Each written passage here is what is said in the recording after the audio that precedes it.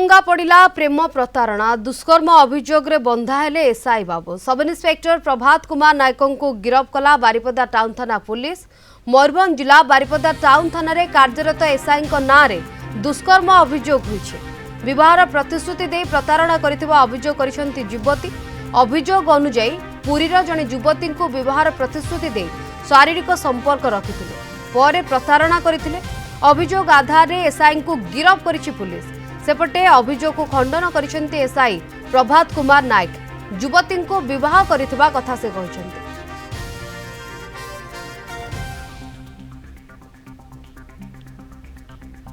देखो स्वामी स्त्री भितर गोटे विवाद अच्छी गोटे डिस्प्यूट अच्छी ताकू आलोचना माध्यम समाधान करने चेष्टा करा जायतिला। समाधान विफल होबारु से मो विरोध रे केस रुजु करथिले।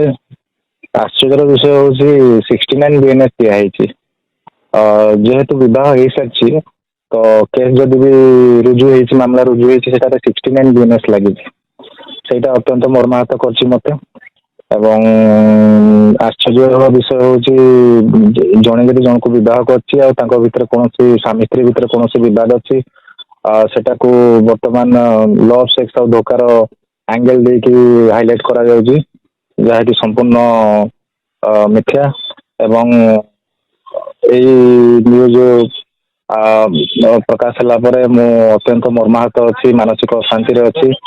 देखंतु मो आम घरे एकमात्र रोजगारिया पिला मो ऊपर लोन अच्छी मो मास को 30,000 टका लोन भी सुझुची।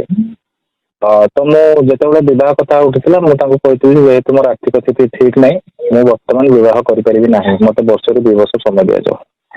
से समय सी मत कहले ठीक अच्छे मत बह करके वर्ष रु 2 वर्ष समय नियंतु आ भी आपको सहयोग करी जेहेतु आपको आर्थिक स्थिति ठीक नहीं।